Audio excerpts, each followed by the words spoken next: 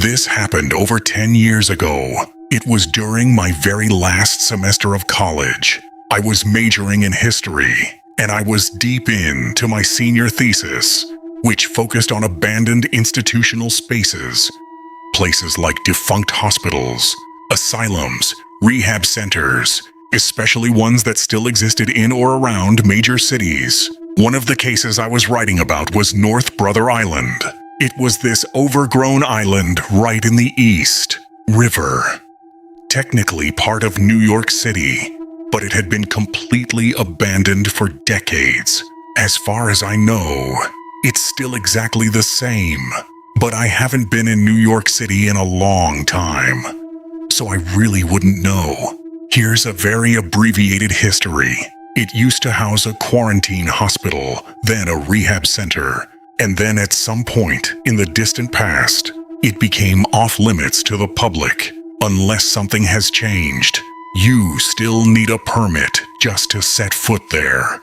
In fact, it's probably even more heavily guarded now, considering how seriously the US takes security these days. That's all you really need to know about it.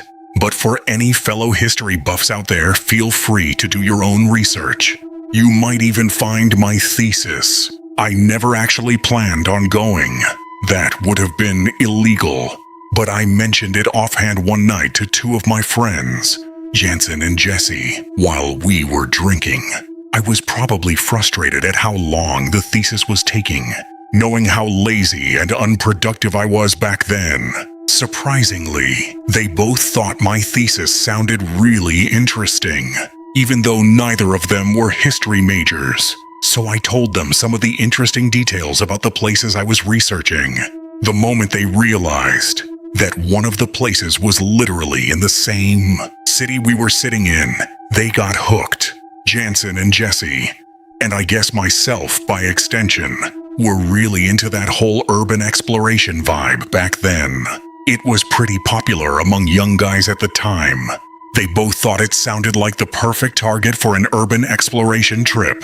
And I'll admit, after all the research I'd done, I was curious too. Not in a ghost hunting way or anything. More like, if I was going to describe the place in my thesis, why not actually see it with my own eyes? Fast forward a few weeks, and that's how we found ourselves sneaking through Fort Totten Park in the Bronx at 2 a.m. with 3 solo kayaks in tow. It was one of the few spots along the shoreline where you could launch without attracting attention, and it was only about a half-mile paddle to the island. We had a bunch of supplies, probably more than we needed, but we figured we'd play it safe. The plan was to leave around 2:30, explore the island for a few hours while it was still dark, and be back before sunrise. It felt stupid and thrilling at the same time. The best kind of fun. Getting the kayaks into the water was surprisingly easy. I hadn't anticipated how deserted the park would be at that time of night.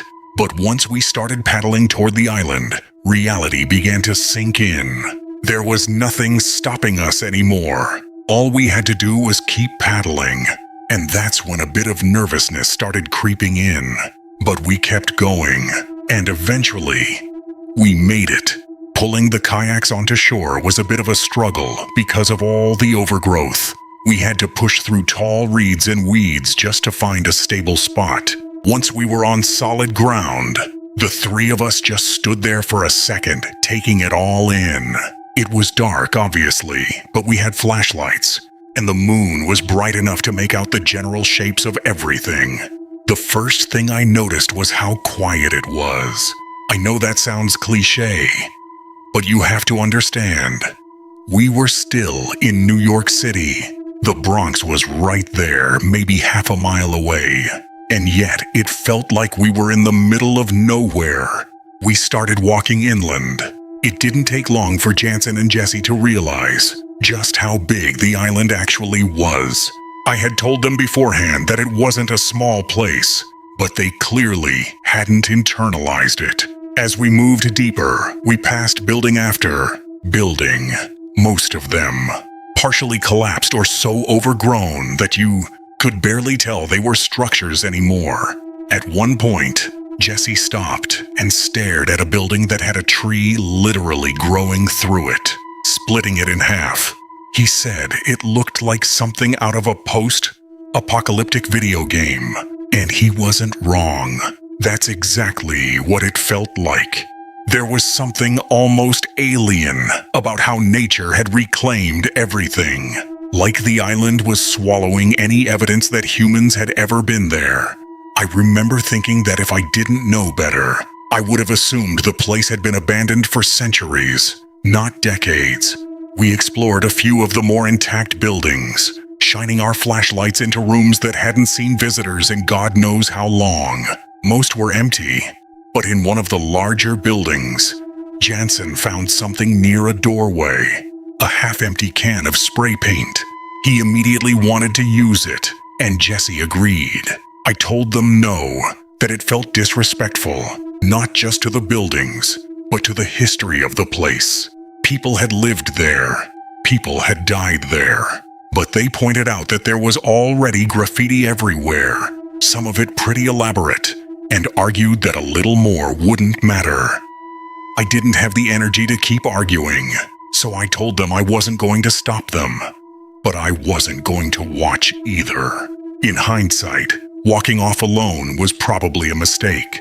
I made my way through a few more rooms, trying to take mental notes for my thesis. But the farther I got from Jansen and Jesse, the more unsettling everything became.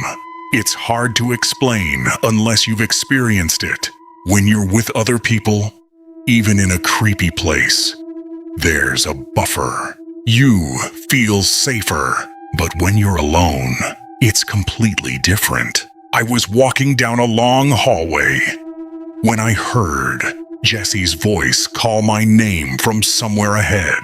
It made me jump. Even though I knew it was him, I was still freaked out. I started walking toward it, but something felt off. For Jesse to be ahead of me, he would have had to take a completely different route through the building. Not impossible, but it would mean he left Jansen immediately and rushed ahead. That didn't make sense. Why would he do that? There were too many rooms branching off the hallway, and I couldn't tell exactly where the voice came from, so I called out, asking where he was. I got a response almost immediately, from a room just a few doors down. It was Jesse's voice. He said, "In here." I walked toward the room. The doorway was darker than the already dark hallway, and I couldn't see inside. I figured they were messing with me, trying to scare me. That's exactly the kind of thing Jansen would find funny. I stepped inside, and when I shined my flashlight across the room, I saw a figure standing in the far corner, facing the wall. For a split second, my brain tried to convince me it was one of my friends, but it wasn't. It couldn't be. Whoever it was, they were tall, really tall, easily 6.5 feet, maybe more. Neither Jansen nor Jesse were anywhere close to that height. I can't fully explain how terrifying that moment was. I screamed. I didn't even think. I just reacted. I turned and ran out of that room as fast as I could. I didn't care about being quiet anymore. I was yelling for Jansen and Jesse to run, as loud as I possibly could. I have never been more scared in my life. It felt like whatever had been in that room was going to come after me, or that something else would jump out from one of the countless pitch-black rooms I was sprinting past. I finally found them near where we had originally split up. The moment they saw me running toward them like that, they didn't even ask questions. They just started running too. We didn't stop until we reached the kayaks. Once we caught our breath, I told them everything. At first, they didn't believe me, which, honestly, I understood. If Johnson had told me the same story, I probably would have thought he was messing with me. But I kept insisting. I told them I wasn't joking, that I wasn't making it up. And after a minute or so, they started to look scared too. We all agreed on one thing. We needed to leave. Immediately. Whatever we had come to see. It wasn't worth staying. But just as we started dragging the kayaks back toward the water, we heard it. All three of us. At the exact same time. A sound. Faint, but clear. A moaning noise. Coming from somewhere behind us. From the darkness. It sounded like a woman. An older woman. Like she was crying. Or in pain. It wasn't loud. But it was distinct enough that once you focused on it, you couldn't ignore it. None of us said anything. But I could tell Jansen and Jesse were panicking. And honestly, so was I. My hands were shaking as we shoved the kayaks into the water. We didn't look back. Not once. The paddle back felt like it took forever. But eventually, we made it. The entire drive afterward, none of us could stop talking about what had happened. We went over every detail, trying to make sense of it, trying to find some kind of logical explanation. But the thing I kept coming back to, the thing that disturbed me the most, was the voice. Because that was Jesse's voice I heard in that hallway. I know Jesse's voice, as well as I know my own. And whatever called out to me sounded exactly like him. Perfectly. Except Jesse was never there. He was with Jansen the entire time. I've thought about going back over the years, but I never have. For one thing, I'm pretty sure it's basically impossible now.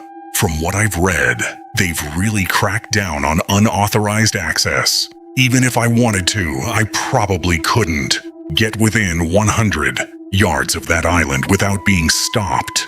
I don't believe in the paranormal. I never have, but I still can't explain what happened that night. Someone was on that island with us. Someone who knew my name. Someone who could mimic a voice perfectly. And I don't think I'll ever get an answer. I'll choose to be anonymous with this because it's pretty embarrassing. And also, putting my name out there tied to this is likely a horrible idea. There was a Craigslist ad posted in 2017 by a guy named Jackson.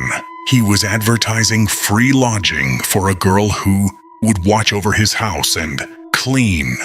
Basically, an au pair or nanny without having to watch any kids. I'll just be honest, I kind of lost the will to do a lot when I was 21. I had zero relationship with my parents or sister, and I only had a handful of friends who I could trust. I dropped out of college my first year, which was part of the reason my parents hated me for a while, and I was working a dead-end job at a vape shop.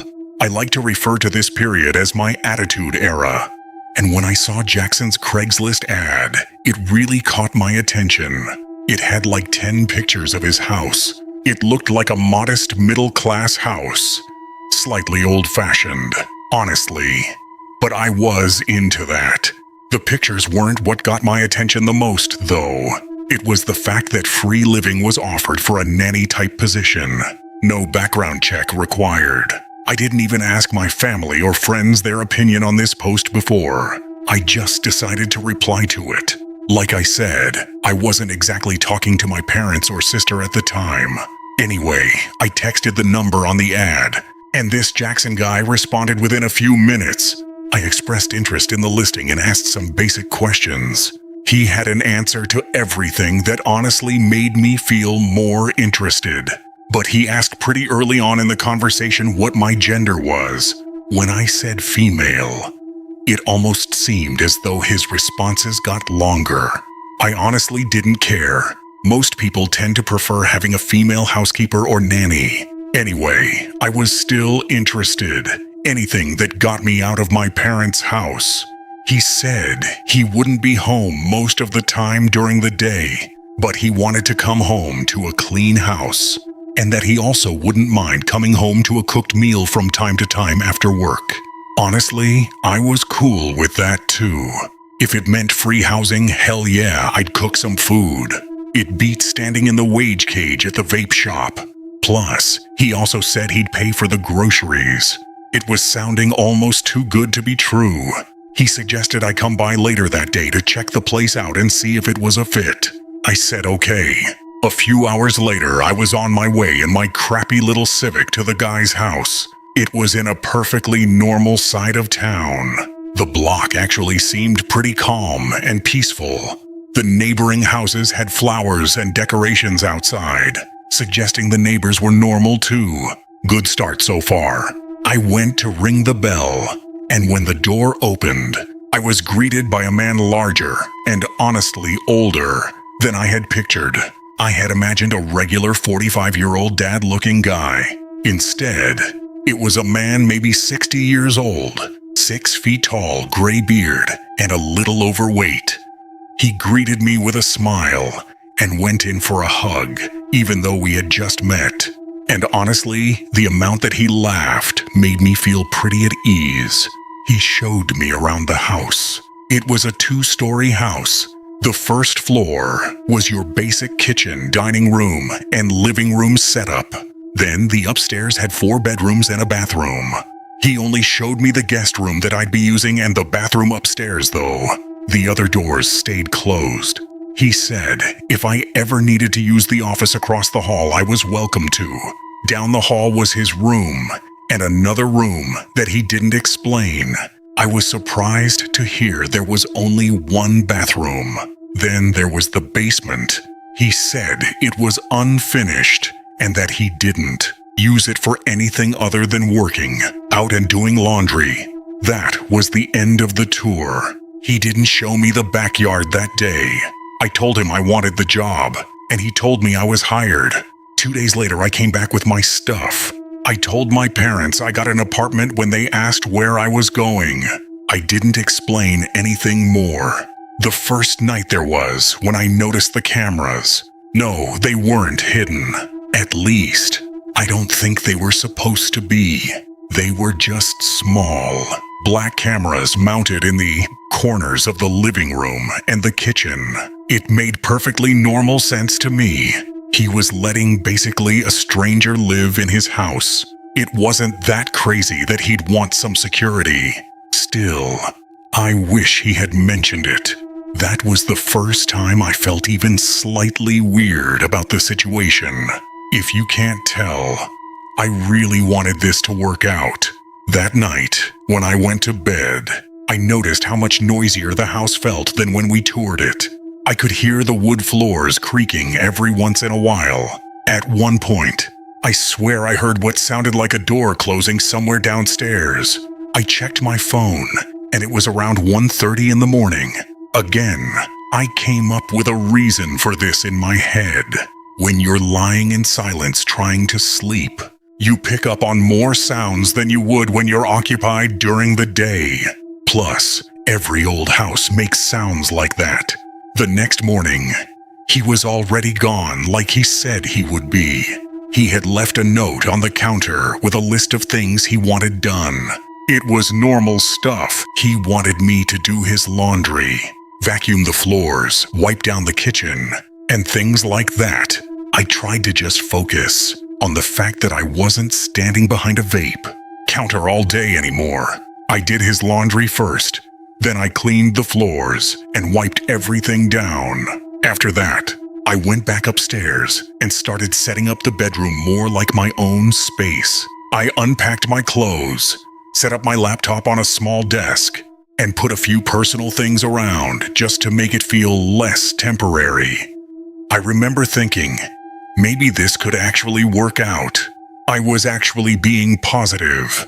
After I finished everything, I just relaxed for a while and watched YouTube videos on my laptop, not hearing my parents yelling downstairs or having one of them burst through my bedroom door barking orders at me was a breath of fresh air.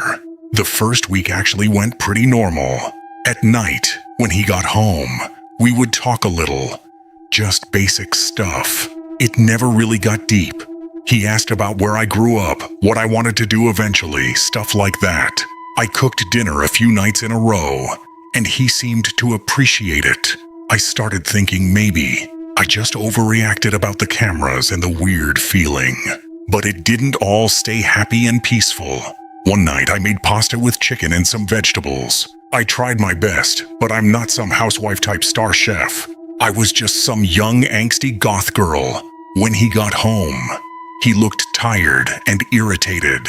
He took one bite, and his whole face changed. He said it tasted bland. I said sorry and offered to add some seasoning or make something else, but he just snapped.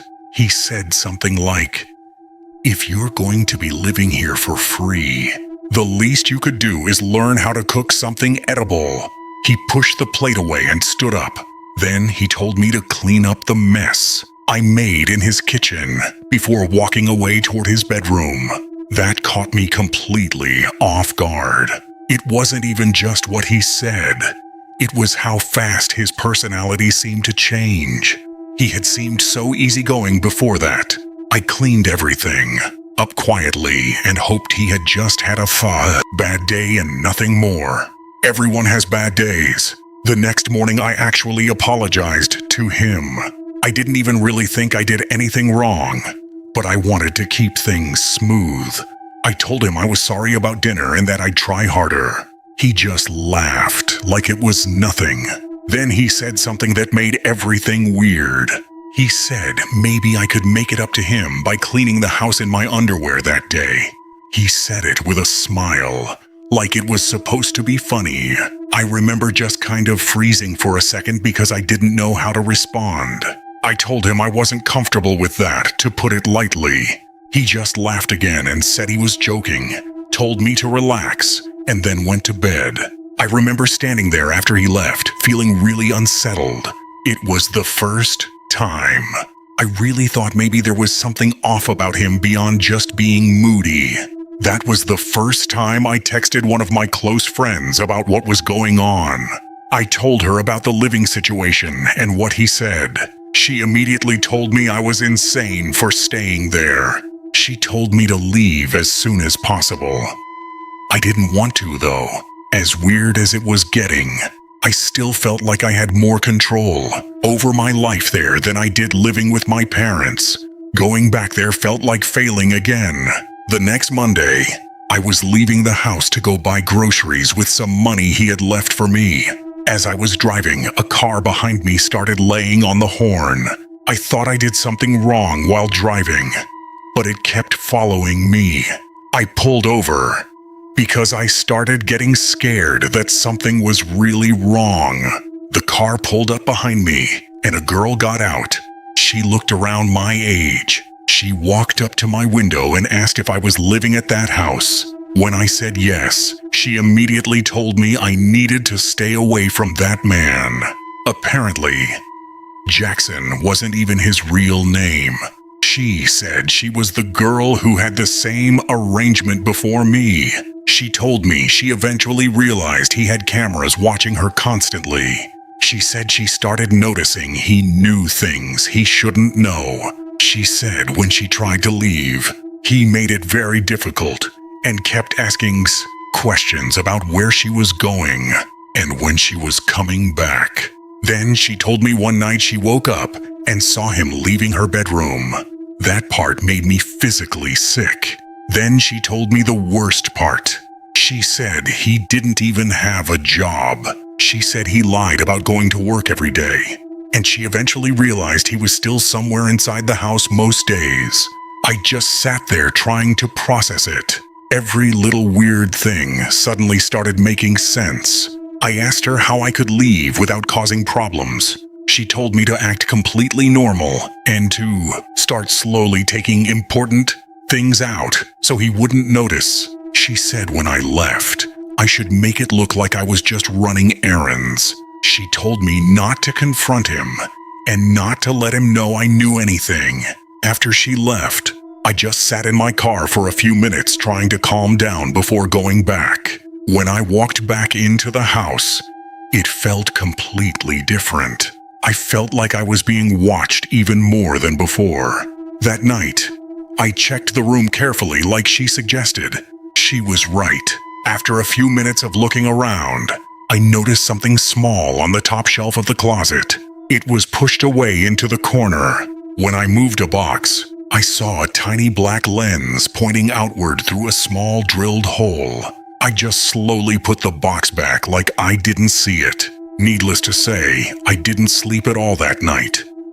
I lay there in the darkness, staring around the room, wondering what I had gotten myself into.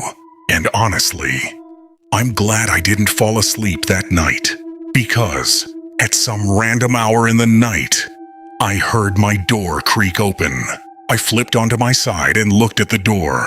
It was Jackson. He noticed me looking at him, apologized for waking me, and closed the door. What the hell was that weirdo planning on doing? I needed to get out of there. The next morning I started my plan. Every day I would bring one small bag of stuff to my car. Just normal things, nothing obvious. 3 days later, I left while he was at work, and I never came back.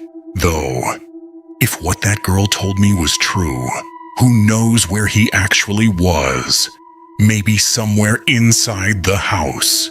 He texted me later asking where I was. I told him I decided to move back home, and thanked him for the opportunity.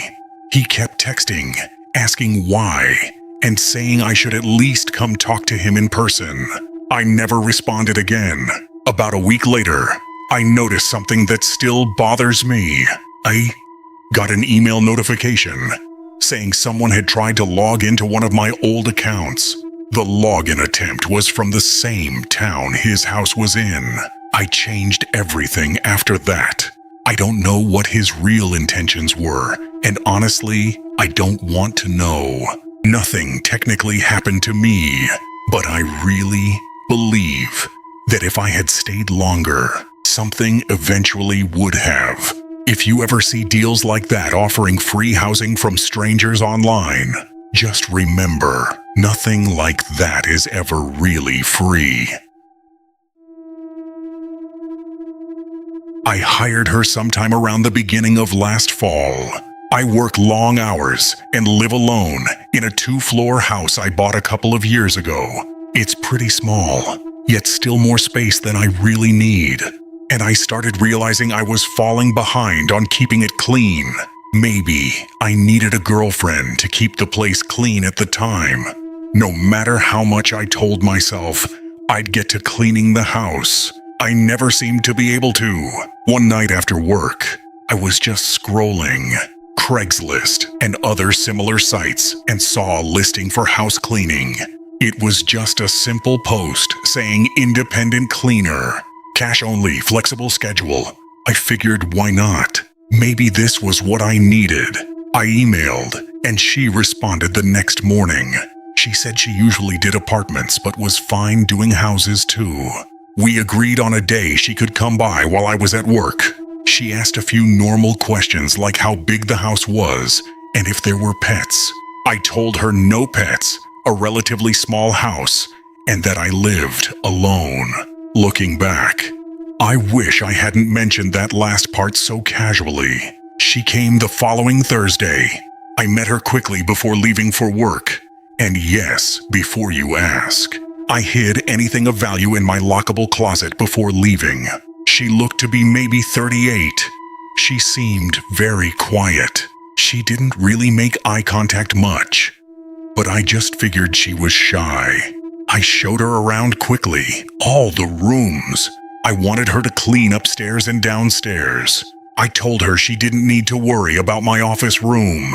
She asked where I usually kept the cleaning supplies, and I showed her the laundry room. She asked if she could come regularly every couple of weeks. I said maybe. I wanted to see how this first time went. Before I left, she asked what time I usually got home from work. I told her around 6, or sometimes closer to 7 depending on traffic. At the time, that didn't seem weird since she probably just didn't want to still be there when I got back. When I got home that night, the place honestly looked great. The floors and counters were shiny, and everything smelled like cleaning products. I paid her what we agreed, and she left. Nothing seemed wrong. For about a week, everything was good. Then it started, maybe 6 nights later. I woke up around 2 or 3 in the morning. I'm not a great sleeper, so this wasn't unusual. What was unusual was that I thought I heard a soft thump from downstairs. It sounded like maybe something settling, or one of those random house noises you hear at night. Put simply, I ignored it, as most people do when they hear these sounds. A couple of nights later, I woke up again, and this time I heard what sounded like a cabinet door closing. Again, I just assumed I was half asleep and imagining things. I didn't go check. I definitely wasn't going to walk around a dark house at 3 in the morning over something that was probably nothing. I wish I did. Over the next week, I started noticing small things that felt slightly off, but not enough to really alarm me. One morning, a kitchen cabinet was open a few inches. I figured maybe I left it that way. Another time, a chair at my dining room table seemed pulled out slightly. Again, I assumed I must have done it without thinking. One Saturday morning, I noticed the downstairs bathroom hand towel felt damp. Stuff like that kept happening. Small things that you could always explain away if you wanted to. Then the nighttime sounds kept happening, always soft enough to ignore. Once it sounded like a single slow footstep, but I convinced myself it was probably the wood floors adjusting. I started sleeping with my bedroom door shut instead of cracked open, like I usually did. I didn't really want to admit I was getting uneasy, but I was. One night I woke up and was almost sure I heard movement right outside my bedroom, like pressure shifting on the floor. I still didn't get up. I just stared at my door, waiting to see if the handle would move. Yes, I was starting to get that paranoid, but nothing happened, and eventually I fell back asleep. The next morning I felt stupid for even being scared. I checked the house, and everything looked normal. Around this time, I texted the cleaner again about coming back. Overall, she did a good job, and I figured maybe I was just stressed from work. She came again another weekday while I was at work. Same routine. I left the back door unlocked for her. When I got home, everything looked clean again. She asked if I wanted to schedule something regular. I told her maybe once a month. Anything more than that seemed like a waste of money to me. About a week after that second cleaning, I started noticing food seemed to be disappearing slightly faster than it should. Like I lost my mind one night, swearing to myself that there was at least one more yogurt cup in the fridge the previous night, and now it was gone. Bread slices seemed lower than I remembered too.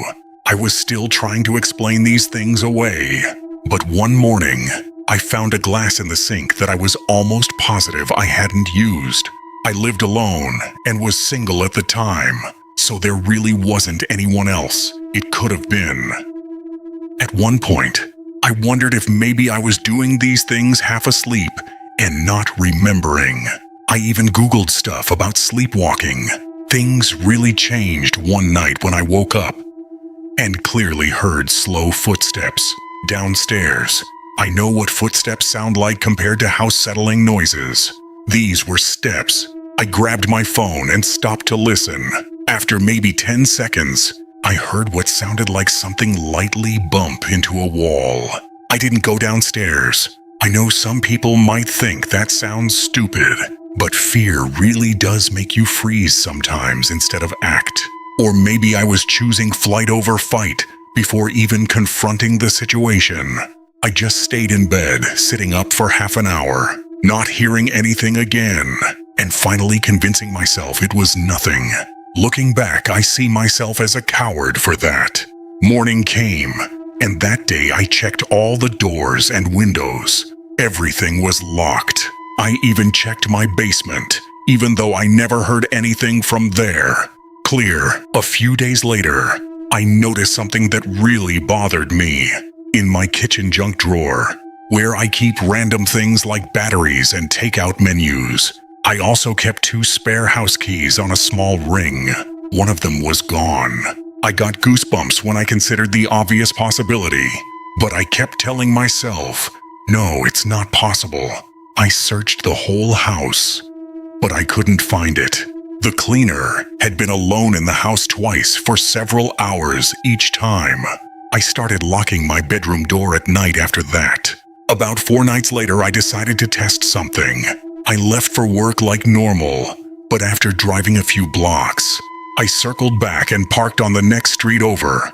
I walked back quietly and went in through my back door. I stayed upstairs and just waited. Around 11:00 in the morning, I heard something. The sound of my front door unlocking. I heard very soft footsteps come inside. I moved to where I could see part of the downstairs through the stair railing. It looked like her, the cleaner.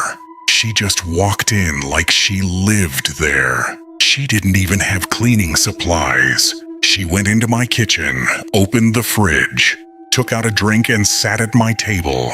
She sat there quietly for a few minutes. Then she walked slowly around my living room. Looking at things, she picked up a framed photo of me and my brother and just stared at it. Then she walked toward the stairs. I backed up as quietly as I could into my bedroom and shut the door without making any noise. I honestly didn't know what to do. I didn't want her to know I was home yet. After maybe a minute, I heard her walk halfway up the stairs and then stop.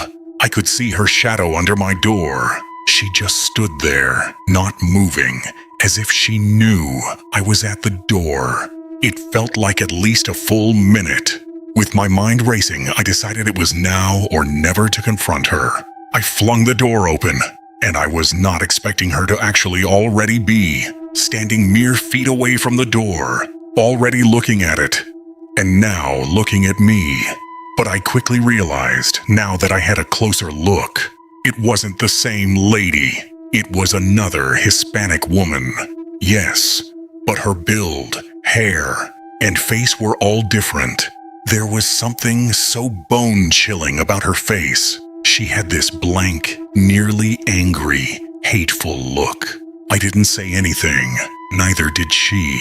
We just stood there for a few seconds before she slowly turned and walked back down the stairs like nothing had happened. I heard my front door open and close a few seconds later. My heart was pounding and I was shaking. I think I was genuinely too nervous and shaken to move or say a word. I waited maybe 5 minutes before even moving. Dialing 911 was almost difficult with how shaky my fingers were. The police came, and I explained everything. I explained there were 2 different women. I gave them the phone number and email of the cleaning lady and any other info I could provide. The original cleaning lady stopped responding completely after that day. I replaced every lock in the house that same day. Like literally, right after the cops left. I went straight to Ace Hardware. What still bothers me is the officer asking me if I had given anyone else a key. I told him no. He just said, "Sometimes people like that don't work alone." I never hired another cleaner again.